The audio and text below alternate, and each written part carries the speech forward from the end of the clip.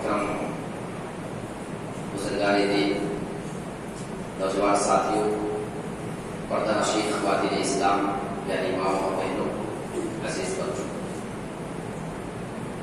تمام طرح کی تعریف، حمد و ثنا، کبریائی، بڑائی اور بزرگی اس اللہ رب العالمین کے لیے لائق اور زیبا ہے، جس نے ہمیں اور آپ کو یہ زندگی دے کر کے ہمارے اوپر بہت بڑا احسان کیا ہے۔ ہر انسان کو ویسے اپنی زندگی چھوڑ کر کے جانا ہے، جو جس کو جتنی مدت جتنی عمر ملی ہے وہ ایک متعینہ مدت ہے، اس کے آگے کسی کو ایک سیکنڈ کے لیے بھی دنیا میں زندہ رہنے کی اجازت نہیں ہے۔ ہمیں اور آپ کو موت سے دوچار ہونا ہے، موت کا سامنا سبھی کو کرنا ہے، موت کے ذائقے کو سبھی کو چکھنا ہے، لیکن ہماری موت ہمارے پاس کس حالت میں آنی چاہیے یہ ہمارے لیے غور کرنے کی چیز ہے اور فکر کرنے کی چیز ہے۔ اللہ رب العالمین نے قرآن مجید کے اندر جہاں پہ ہمیں یہ بتایا ہے کہ تم سب کو مرنا ہے، وہیں پہ اللہ رب العالمین ہمیں یہ بتا رہا ہے کہ تمہیں کس حالت میں مرنا چاہیے۔ آپ اگر غور کریں گے تو اللہ فرماتا ہے وَلَا تَمُوتُنَّ إِلَّا وَأَنْتُمْ مُسْلِمُونَ، کہ اے مسلمانوں، اے ایمان والو، تمہارے پاس جب موت آئے تو اس حالت میں تمہارے پاس موت آنی چاہیے کہ تم سچے پکے مسلمان رہنا۔ کہیں ایسا نہ ہو کہ تمہاری موت جب تمہارے پاس آئے تو اس وقت تم مسلمان کی حالت میں نہ رہو، اسلام پہ مکمل طور پہ عمل پیرا نہ رہو، اور ایسی حالت میں تمہارے پاس موت آ جائے پھر تمہیں پچھتانے کے علاوہ پھر کوئی راستہ نظر نہ آئے۔ اگر ہم اللہ رب العالمین کی ایک ایک نعمت کو غور سے دیکھنے کی کوشش کریں، کہ جو سانس ہم لے رہے ہیں نا، آکسیجن ہم اندر لیتے ہیں، کاربن ڈائی آکسائڈ ہم بڑی آسانی کے ساتھ باہر کرتے ہیں، کسی بھی طرح کی کوئی دقت کا سامنا ہی ہم کو نہیں کرنا پڑتا ہے۔ ہمیں اس نعمت کا احساس ایسے نہیں ہوتا ہے۔ آپ کسی قریب المرگ آدمی کو دیکھیے جو اسپتال کے اندر اپنی زندگی اور موت کے بیچ میں لڑائی لڑ رہا ہو، جسے پائپ کے ذریعے آکسیجن دی جا رہی ہو، اس کی کاربن ڈائی آکسائڈ کو باہر نکالی جا رہی ہو، آئی سی یو میں اس کو ایڈمٹ کر کے، اور اس طریقے سے اس کے ساتھ جب زندگی اور موت کی کشمکش اس کے سامنے ہو، اس حالت میں اگر آپ اس کو دیکھیں گے تو آپ کو اللہ کی قسم یہ احساس ہو جائے گا کہ ہم کتنی آسانی سے سانس کو اندر لے پا رہے ہیں اور اس سانس کو بھی آسانی کے ساتھ ہم باہر بھی پھینک پا رہے ہیں۔ آئی سی یو میں کیا ہوتا ہے کہ انسان کے اندر جو نلی ڈال کر کے اس کو آکسیجن دی جاتی ہے، اس کا کیا مطلب ہے؟ اس کا مطلب یہ ہے کہ وہ آدمی آسانی سے باہر کی ہوا کو اپنے اندر نہیں لے پا رہا ہے، اور کاربن ڈائی آکسائڈ جو انسان چھوڑتا ہے، جو گندی ہوا ہوتی ہے، وہ اب وہ پھینکنے کی طاقت نہیں رکھتا ہے۔ بسا اوقات بعض مریضوں کو آپ دیکھتے ہیں کہ کاربن ڈائی آکسائڈ ان کی وہ باہر آنے کے بجائے سیدھا اندر ہی اندر رہ جاتی ہے، دماغ میں چلی جاتی ہے، کہیں اور چلی جاتی ہے، پھر وہ اس آدمی کی جو ہے موت کے وقت کی نشانی ہوتی ہے۔ کبھی ہم غور کر لیں، ہم یہ سانس جو لے رہے ہیں اللہ کی اتنی بڑی نعمت ہے کہ پوری زندگی ہم سے اسی کا احسان جو اگر چکانا چاہے تو نہیں کر سکتے۔ آئیے قرآن مجید میں دیکھتے ہیں اللہ رب العالمین اسی موت کے بارے میں کیا ذکر کر رہا ہے۔ اللہ رب العالمین اپنے نبی کو مخاطب کر رہا ہے اور یہودیوں کے بارے میں کہنے والا ہے قل یا ایھا الذین ھادوا ان زعمتم انکم اولیاء للہ من دون الناس فتمنوا الموت ان کنتم صادقین۔ اے میرے نبی آپ کہہ دیجیے کہ اے یہودیوں، اگر تمہارا یہ دعویٰ ہے کہ تم تمام لوگوں کو چھوڑ کر صرف اللہ کی ولی تم ہی ہو اور تمہارے علاوہ کوئی اللہ کا دوست، اللہ کا ولی نہیں ہے، فتمنوا الموت، تو تم موت کی تمنا کرتے دکھاؤ۔ اس سے ایک نقطہ یہ پتا چلتا ہے کہ موت کی تمنا وہ کر سکتا ہے جو اللہ کا ولی ہوتا ہے، کوئی دوسرا موت کی تمنا نہیں کر سکتا ہے۔ اس کے دل میں یہ ڈر ہو جائے گا کہ اگر ہم مریں گے تو ہمارے اعمال اس لائق نہیں ہے جو ہمیں اللہ کے پاس راحت دلا سکے، اس لیے وہ ہمیشہ موت سے ڈرتے رہتا ہے۔ لیکن جو اللہ کا نیک بندہ ہوتا ہے وہ کبھی کبھی موت کو سامنے دیکھ کر کے بھی مسکرا دیتا ہے، کیونکہ اسے معلوم ہے کہ ہمارے اعمال اس لائق ہیں کہ اللہ کے پاس میں امید کر سکتا ہوں اچھائی کی۔ يتمنونه ابدا بما قدمت ايديهم. اللہ فرماتا ہے کہ یہ موت کی تمنا کبھی نہیں کر سکتے. وجہ بھی اللہ بتا رہا ہے بما قدمت ايديهم، کیونکہ ان کے اعمال ایسے ہیں کہ اپنے اعمال کو دیکھ کر کے یہ کبھی سوچ ہی نہیں سکتے ہیں کہ ہم مریں اور اللہ کے پاس چلے جائیں. اس سے یہ پتا چلتا ہے کہ انسان کو اپنے اعمال اچھے رکھنے چاہیے تاکہ موت جب اس کے پاس آئے تو موت کو دیکھنے کے بعد اسے افسوس نہ ہو بلکہ اسے ایک طرح کی امید سامنے نظر آ رہی ہو کہ ہم اللہ کے پاس جائیں گے تو ہمارا ٹھکانہ اچھا ہو. اس کے آگے آئے اللہ رب العالمین ارشاد فرماتا ہے قل ان الموت الذي تفرون منه فانه ملاقيكم.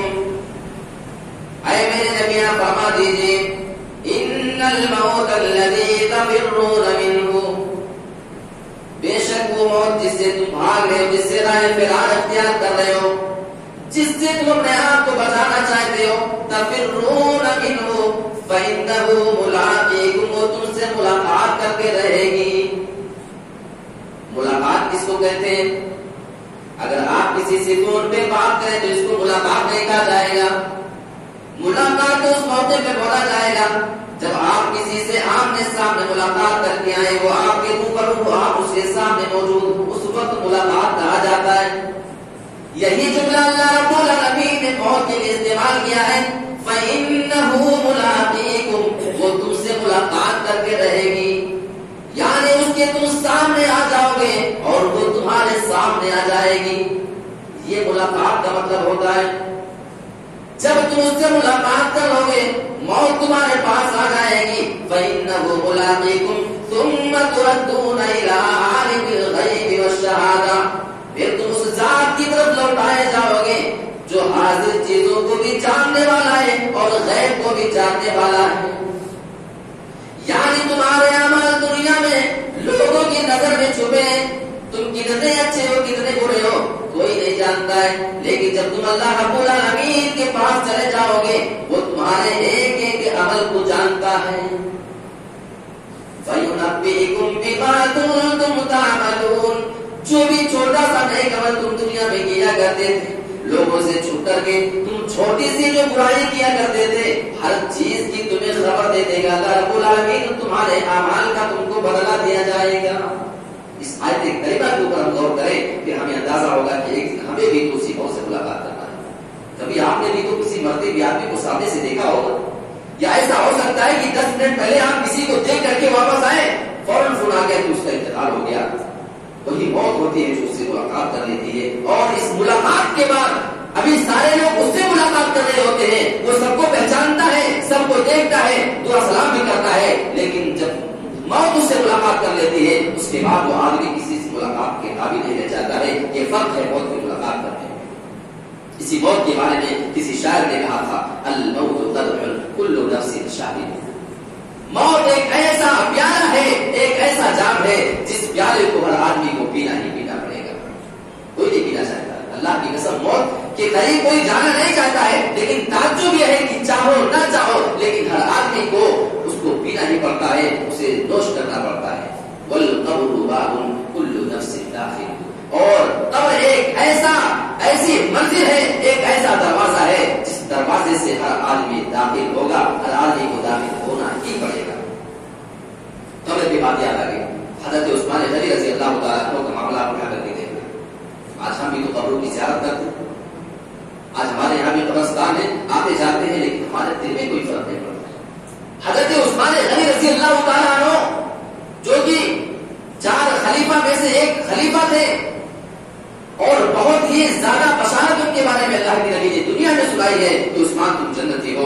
انہیں کے بارے میں اللہ کے نبی نے فرمایا تھا ما ذر عثمان ما عمل بعد اليوم قد، آج کے بعد سے اگر عثمان کبھی کوئی نیک کام نہ کرے، جو بھی عمل کرنا چاہے کرے، اللہ رب العالمین ان کو جنت دے کر کے رہے گا، ان کو کوئی نقصان نہیں ہوگا. یہی عثمان غنی رضی اللہ تعالیٰ عنہ کا معاملہ ہے. صحیح مسلم کے الفاظ ہے جب قبر کے پاس جاتے، قبر کو دیکھ کر کے اتنا روتے تھے کہ آپ کی داڑھی مبارک پوری آنسو سے بھیگ جایا کرتی تھی. لوگ سوال کرتے عثمان غنی کیا بات ہے، آپ کے سامنے تو کبھی کبھی جہنم کا بھی ذکر ہوتا ہے اور بھی معاملوں کا ذکر آتا ہے، لیکن آپ ایسا کبھی روتے نہیں ہیں. آپ قبر کو دیکھ کر کے اتنا کیوں رونے لگتے ہیں؟ حضرت حضرت عثمان غنی جواب دیتے جانتے ہو میرے رونے کی وجہ کیا ہے؟ میں نے اللہ کے نبی جناب محمد رسول اللہ کو صلی اللہ علیہ وسلم کو یہ فرماتے ہوئے سنا ہے ان القبر اول منازل الاخرہ، اے لوگوں قبر آخرت کی منزلوں میں سب سے پہلی منزل ہوا کرتی ہے۔ ہم بھی تو اس حدیث کو سنتے ہیں، ہم بھی تو قبر کو دیکھتے ہیں، اپنے ہاتھوں سے مردوں کو دفنا کر کے چلے جاتے ہیں، لیکن کبھی ہمارے دل میں یہ احساس نہیں ہوتا کسی میں ہم کو بھی آ کر کے لیٹنا ہے۔ قبر آخرت کی منزلوں میں سب سے پہلی منزل ہے فَإِنَّ جَامِلُ أَحَدٌ فَمَا بَعْدَهُ أَيْسَرُ مِنْهُ، اگر اس منزل میں کسی آدمی کو آسانی مل گئی، کوئی اس منزل کو پار کر لے گیا، فَمَا بَعْدَهُ أَيْسَرُ مِنْهُ، تو بعد میں آنے والی منزل اس سے کہیں زیادہ آسان ہو جائے گی۔ سب سے بنیادی منزل جو ہوتی ہے وہ قبر کی زندگی ہوتی ہے۔ اگر یہاں پہ آپ کامیاب ہو گئے تو بعد میں آنے والے راستے اس سے زیادہ آسان ہو جائیں گے، لیکن اگر بدنصیبی سے اس معاملے میں کوئی پھنس گیا اور اس قبر کی منزل کو کوئی آدمی آسانی سے پار نہیں کر سکا تو صحیح مسلم کے الفاظ ہیں وَإِن لَّمْ يَنْجُ مِنْهُ، اور اگر کوئی آدمی قبر کی منزل میں کامیاب نہ ہو سکا، وہاں پہ وہ نجات نہ پا سکا، فَمَا بَعْدَهُ أَشَدُّ مِنْهُ، تو بعد میں آنے والی منزلیں اس سے کہیں زیادہ مشکل ہو جائیں گی۔ لہٰذا ہمیں اپنی قبر کی زندگی کو بہتر بنانے کی ہر حال میں کوشش کرنی چاہیے۔ ایک اور شاعر نے اسی موت کے بارے میں کہا تھا لو کان فی الدنیا بقاء لما مات خیر المرسلین محمد، اگر اس دنیا میں کسی انسان کو بقا ہوتی اور ہمیشہ اس کو زندہ رہنا ہوتا، لما مات خیر المرسلین محمد، تو اللہ کے رسول جو تمام رسولوں میں سب سے بہترین ہیں، لما مات خیر المرسلین محمد، تو محمد رسول اللہ صلی اللہ علیہ وسلم کا کوئی انتقال نہیں ہوتا، آپ اس دنیا میں ہمیشہ ہمیشہ کے لیے۔ لیکن جانتے ہیں کہ ہمارے نبی بھی اپنی متعینہ مدت گزار کر کے اس دنیا سے رخصت ہو گئے۔ جب نبی کو موت نے نہیں چھوڑا تو کون ہے کس کی بچا لے کہ جو موت سے اپنے آپ کو اس کے سامنے پیش کر سکے اور موت سے اپنے آپ کو بچا سکے۔ اور اسی چیز کا ذکر اللہ رب العالمین نے قرآن میں کیا ہے وَمَا جَعَلْنَا لِبَشَرٍ مِّن قَبْلِكَ الْخُلْدَ أَفَإِن مَّاتَ فَهُمُ الْخَالِدُونَ، اے میرے نبی ہم نے آپ سے پہلے کسی بھی آدمی کے لیے ہمیشگی نہیں بنائی ہے، اس کے لیے دوام نہیں بنایا ہے، ہر آدمی کو دنیا میں موت کا ذائقہ چکھنا ہے۔ أَفَإِن مَّاتَ، اگر آپ کا انتقال ہو جائے، فَهُمُ الْخَالِدُونَ، تو کیا یہ لوگ ہمیشہ ہمیشگی کی دنیا میں رہنے والے ہیں؟ نہیں۔ اللہ رب العالمین آگے اس کے بارے میں اس کی حقیقت بتاتا ہے کل نفس ذائقۃ الموت، ہر نفس کو موت کا مزہ چکھنا ہے، اس کا ذائقہ چکھنا ہے۔ آپ دنیا میں بہت سی چیزوں کا ذائقہ لیتے ہیں، ٹیسٹ لیتے ہیں۔ دنیا کا اصول یہ ہے کہ جب آپ کسی چیز کا ذائقہ لیتے ہیں تو آپ جس چیز کو چکھتے ہیں وہ چیز ختم ہو جاتی ہے۔ آپ نے جس چیز کو انگلی میں لے کر کے چکھا، ٹیسٹ آپ کو معلوم ہوا، لیکن جس چیز کو آپ نے چکھا وہ ختم ہو جاتی ہے، آپ باقی رہتے ہیں، ہے نا؟ آپ اس کا مزہ بتا لیتے ہیں کہ یہ چیز کیسی ہے، آپ سے کہا جاتا ہے کہ ذرا سالن ٹیسٹ کرو کیسا ہے، چائے ذرا ٹیسٹ کر کے بتاؤ کیسی ہے، آپ اس کو لیتے ہیں انگلی میں اور ٹیسٹ کرتے ہیں، آپ اس کو بتا دیتے ہیں کہ یہ کیسی ہے، اس کا ٹیسٹ کیسا ہے، آپ باقی رہتے ہیں۔ جس چیز کو چکھا جاتا ہے، جس چیز کا ٹیسٹ کیا جاتا ہے وہ چیز ختم ہو جاتی ہے، لیکن موت کا معاملہ ہوتا ہے۔ اللہ فرماتا ہے کل نفس ذائقۃ الموت، ہر آدمی کو، ہر نفس کو موت کا مزہ چکھنا ہے۔ یہاں فرق یہ ہے کہ ہم دوسری چیزوں کو جب چکھتے ہیں تو ہم باقی رہتے ہیں، وہ چکھی ہوئی چیز ختم ہو جاتی ہے، لیکن موت ایک ایسا ٹیسٹ ہے جب ہم اس کو چکھ لیتے ہیں تو اس کا ذائقہ اور ٹیسٹ بتانے کے لیے ہم باقی نہیں رہ جاتے۔ ایک بار جو اس کا ٹیسٹ چکھتا ہے وہ دنیا ہی سے چلا جاتا ہے، پھر دوسرا آدمی اس کو چکھتا ہے، تیسرا چکھتا ہے، جو ایک بار چکھتا ہے کبھی وہ اس کا ذائقہ تو دوسروں کو نہیں بتا پاتا ہے۔ موت کا ایک ٹیسٹ اپنا ہوتا ہے، اتنی خطرناک چیز ہوتی ہے کہ اگر کوئی آدمی بتانے جائے تو پھر دوسروں کو بتائے کہ کیا چیز ہوتی ہے، لیکن جو آدمی ایک بار چکھتا ہے وہ دنیا کو چھوڑ کر کے چلا جاتا ہے۔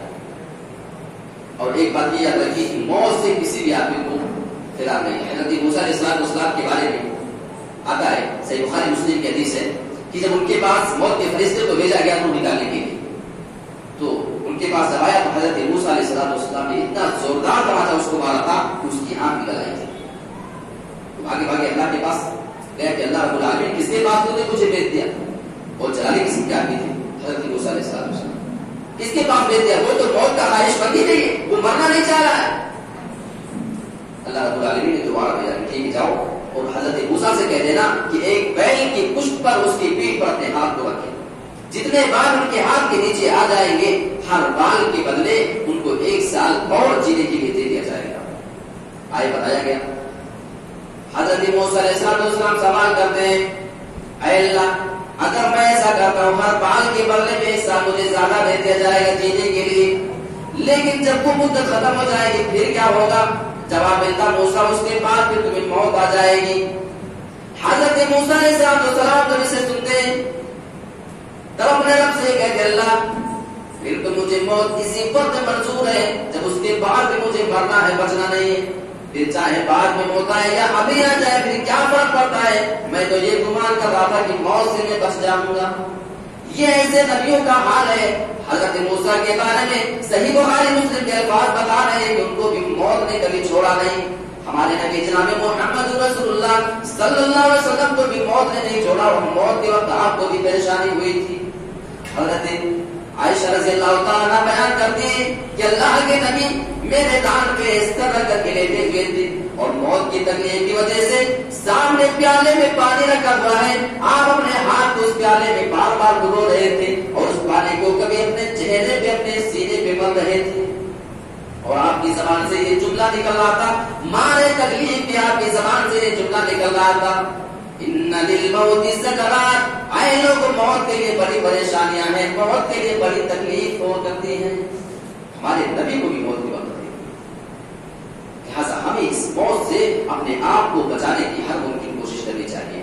موت کی تکلیف تو ہر آدمی کو ہے، لیکن کوشش یہ کرنی چاہیے کہ اللہ رب العالمین نے ہم سے جو ڈیمانڈ کیا ہے وَلَا تَمُوتُنَّ إِلَّا وَأَنْتُمْ مُسْلِمُونَ، کہ تمہارے پاس موت آئے تو اس حالت میں وہ تمہارے پاس آنی چاہیے کہ اس وقت تم سچے پکے مومن اور مسلمان ہو کر کے ہی مرنا۔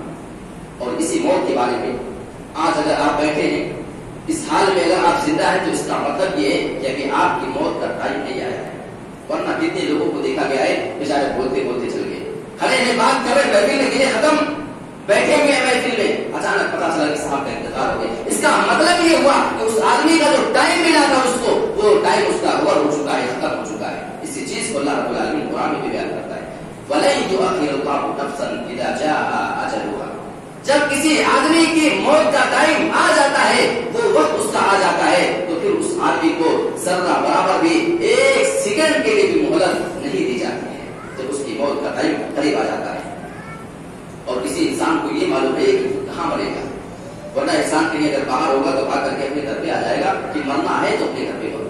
آپ دیکھیے ابھی کچھ ٹائم پہلے یہاں پہ اعلان کیا گیا کہ آپ کی اسلام پورا کے پھر کویت میں انتقال ہو گیا، خبر ہوئی کہ نہیں؟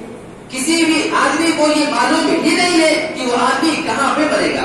2 چیزوں کے بارے میں قرآن مجید میں یہ 2 آیتوں میں ترتیب سے ہے، وَمَا تَدْرِي نَفْسٌ مَاذَا تَكْسِبُ غَدًا، کسی بھی انسان کو یہ معلوم نہیں کہ وہ کل کیا کچھ کمانے والا ہے، کل اس کے پاس کون سی روزی آنے والی ہے، اس آدمی کو معلوم نہیں ہے، کوئی آدمی یہ گارنٹی نہیں دے سکتا ہے۔ وَمَا تَدْرِي نَفْسٌ بِأَيِّ أَرْضٍ تَمُوتُ، اور کسی بھی انسان کو یہ معلوم نہیں کہ وہ کس زمین میں مرنے والا ہے۔ وہ پوری زندگی اپنے کام میں اپنے شہر میں گزار دیتا ہے، 2-4 دن کے لیے کہیں دوسری جگہ سیر سپاٹے کے لیے چلا جاتا ہے یا کہیں اور چلا جاتا ہے، خبر یہ آتی ہے کہ اس صاحب کا تو وہاں پہ انتقال ہو چکا ہے، جن کا یہ گمان تھا میں نے اپنے گھر کو کہیں بھی کسی بھی حالت میں نہیں چھوڑا ہے، ہماری موت آئے تو گھر میں آئے، بال بچوں کے سامنے آئے تاکہ ان کو تسلی رہے، لیکن ہوتا یہ وَمَا تَدْرِي نَفْسٌ بِأَيِّ أَرْضٍ تَمُوتُ، آپ کا انتقال ہاسپٹل میں ہوگا، آپ کے گھر کی چارپائی پہ ہوگا، چوراہے پہ ایکسیڈنٹ پہ ہوگا یا کہاں پہ ہوگا، کسی بھی آدمی کو معلوم ہی نہیں اس کے بارے میں۔ لہٰذا ہر آدمی کو جب یہ متعین ہو چکا اور قرآن کی آیت یہ بتا رہی ہے کہ آپ کو موت کسی بھی وقت کسی بھی حالت میں اور کہیں بھی آ سکتی ہے، تو ہوشیاری یہ ہے، سمجھداری یہ ہے کہ ہر آدمی موت کے لیے ہمیشہ کے لیے تیار رہے۔ لیکن آج تو ہم نے یہ ٹھانا ہوا ہے کہ موت آئے گی تو بڑھاپے میں آئے گی، اسی لیے آپ نوجوان کو بہت غافل دیکھیں گے، آپ نوجوان کو دیکھیں گے کہ وہ بیچارہ اپنے آپ کو ابھی دین سے نہیں جوڑے گا، کیوں؟ دین سے جڑنا ان کا گمان یہ ہے کہ یہ تو بوڑھے بزرگوں کا کام ہے، وہ جا کر کے مسجد کو سنبھالیں، وہ جا کر کے نیکیاں کریں گے، کیوں صاحب؟ کیونکہ ابھی ہمارا وہ ٹائم نہیں آیا ہے. اے نوجوان، اے اللہ کے بندے، کیا تجھے معلوم ہے تو اس بات کی ضمانت لے کر کے آیا ہے؟ کسی نے تجھے اس بات کی خبر دی ہے کیا کہ تیری موت جوانی کی حالت میں نہیں آ سکتی ہے؟ کیا تم نے اپنے کسی دوست کے ایکسیڈنٹ کے موقع پر اچانک اس کی موت کی خبر نہیں سنی ہے کہ اس کا ایکسیڈنٹ ہوا، ہائی وے پہ گاڑی دوڑا رہا تھا، ٹکر ہوئی اور جگہ ہی پر اس کا انتقال ہو گیا؟ کیا تم نے کبھی ایسی خبر نہیں سنی؟ سنا تو ہے، لیکن کیا کرے، شیطان کا غلبہ تیرے اوپر اتنا ہے کہ تو اس چیز کو قبول ہی نہیں کر پا رہا ہے کہ تیری موت بھی اسی طریقے سے اچانک آ سکتی ہے. اور موت کے بارے میں ایک دوسری چیز قرآن مجید کی آیت بتا رہی ہے، اینما تکونوا یدرککم الموت ولو کنتم فی بروج مشیدہ. اللہ رب العالمین قرآن میں موت کے بارے میں یہ اعلان کر رہا ہے، اینما تکونوا یدرککم الموت، تم جہاں کہیں بھی رہو گے موت تم کو آ کر کے پکڑ لے گی. یدرک مطلب تمہارا ادراک کر لے گی، کہیں بھی رہو گے آ کر کے تم کو تلاش کر کے تم کو پکڑ لے گی. وَلَوْ كُنْتُمْ فِي بُرُوجٍ مُشَيَّدَةٍ، اگرچہ تم مضبوط سے مضبوط قلعوں کے درپد ہو جاؤ. اللہ کی قسم کھا کر کے کہتا ہوں، اگر کسی سیف جگہ جانے سے کوئی آدمی اگر بچ سکتا تو یہ جو دنیا کے بڑے بڑے ارب پتی کھرب پتی لوگ ہیں ان کو کبھی موت نہیں آتی، کیونکہ ایسا ٹھکانہ بنوا لیتے، ایسی چیز بنوا لیتے کہ اس میں جا کر کے بیک ہو جاتے اور کبھی ان کو موت نہیں آتی. اور میں تو کہتا ہوں کہ دنیا میں صرف ایک ایسا مسئلہ ہے موت جس کے بارے میں کسی کا کوئی اختلاف نہیں. دنیا میں اس کے علاوہ جتنے معاملے ہیں ہر معاملے میں آپ کو اختلاف تو نظر آ جائے گا، لیکن اس کے بارے میں کبھی آپ کو کوئی اختلاف نہیں ملے گا جو موت کا انکار کر کے چلا جائے اور اس کو ثابت کر دے. اگر کوئی زبان سے کہہ دے، زبان سے کہنے سے نہیں ہوتا، وہ چیز ثابت کر کے دکھاؤ. لیکن ہر آدمی جب سے ہم سنتے چلے آ رہے ہیں، ہم اتنے سال کے ہو گئے، آپ اتنے سال کے ہو گئے، آپ نہ جانے اپنی نظروں سے کتنے لوگوں کو مرتے ہوئے دیکھ چکے ہوں گے اور ان کی قبر کو آپ جا کر کے ان پہ مٹی دیتے ہوئے آپ جو ہے واپس آئے ہوں گے. یہ چیز بتا رہی ہے کہ موت سے کسی بھی آدمی کو راہ فرار نہیں ہے. اور قرآن مجید میں دوسری جگہ اللہ فرماتا ہے ایسی چیز، ایحسب الانسان ان یترک سدی الم یکن نطفۃ من منی یمنی. کیا انسان یہ گمان کرتا ہے کہ وہ اسی طریقے سے آزاد چھوڑ دیا جائے گا، یعنی اس کے پاس موت نہیں آئے گی، اسے پکڑا نہیں جائے گا، اس کی جانچ پڑتال نہیں کی جائے گی. ایحسب الانسان ان یترک سدی الم یکن نطفۃ من منی یمنی. پھر اللہ رب العالمین اس بندے کو اس کی حقیقت بتا رہا ہے، کیا یہ آدمی منی کا قطرہ نہیں تھا؟ الم یکن نطفۃ من منی یمنی، کیا یہ منی کا ایک ناپاک قطرہ نہیں تھا جو اس رحم مادر میں ٹپکایا جاتا ہے؟ ثم كان علقة فخلق فسوى، پھر منی کے قطرے کو اللہ رب العالمین نے گوشت کا لوتھڑا بنا دیا. ثم خلق فسوى، پھر اس منی کے قطرے سے خون کا لوتھڑا بنانے کے بعد اس کو پیدا کر دیا اور اسے صحیح سلامت دنیا میں بھیج دیا.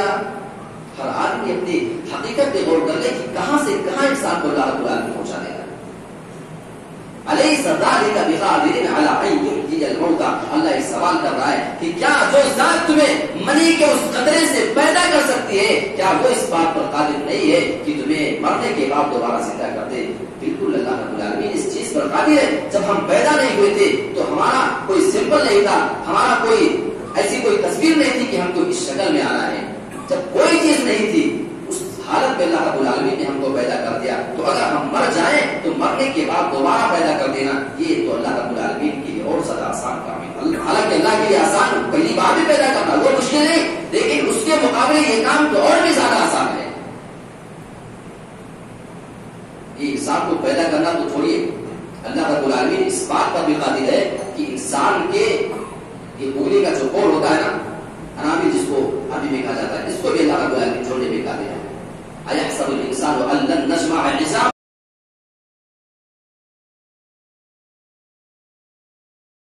بلا قادرین علی ان نسوی بنانا. کیا انسان یہ سمجھتا ہے کہ ہم اس کی ہڈیاں نہیں جوڑ پائیں گے مرنے کے بعد؟ اللہ کہتا بلا، کیوں نہیں، ایسی بات نہیں ہے. تو ہم تو اس بات پر بھی قادر ہیں ان نسوی بنانا کہ ہم اس کی انگلیوں کے پور کو نہیں چھوڑ دیں. سوال یہ پیدا ہوتا ہے کہ اللہ رب العالمین نے انگلی کے پور کا خاص طور سے کیوں یہاں پہ ذکر کیا جاتا ہے؟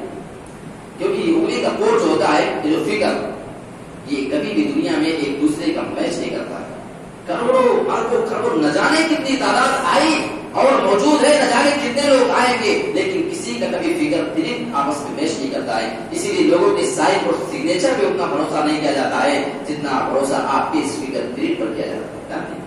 کیونکہ کسی بھی انسان کا کبھی یہ میچ نہیں کر سکتا. اسی بنا پہ خاص طور سے اللہ رب العالمین نے اس کا ذکر کیا ہے کہ جب ہم اس کو لے کر کے آ جائیں گے یہ کسی دوسرے کا میچ نہیں کرے گا.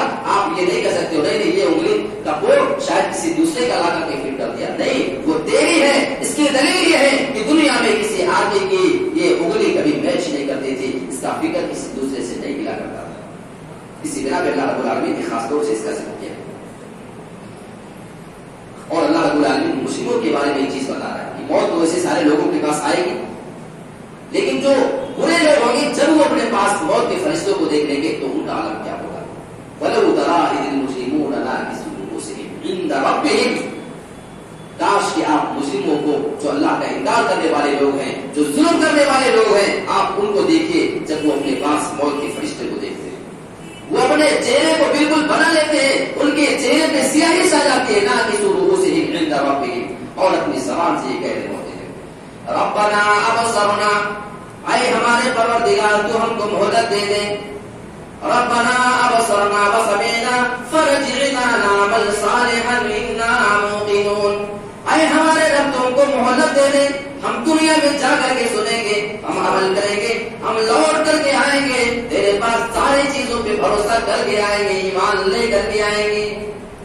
اللہ رب العالمین فرما رہا ہے وَلَوْ شِئْنَا لَآتَيْنَا كُلَّ نَفْسٍ هُدَاهَا.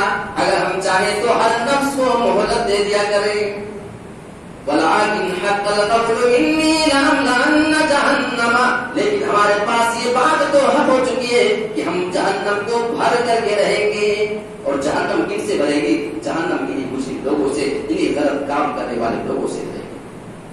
تو یہ موت ایک ایسی چیز ہے جس سے حضرت آدم علیہ السلام سے دے کر کے، اچھا آپ ایک نبی کے بارے میں جانتے ہوں گے حضرت عیسیٰ علیہ السلام.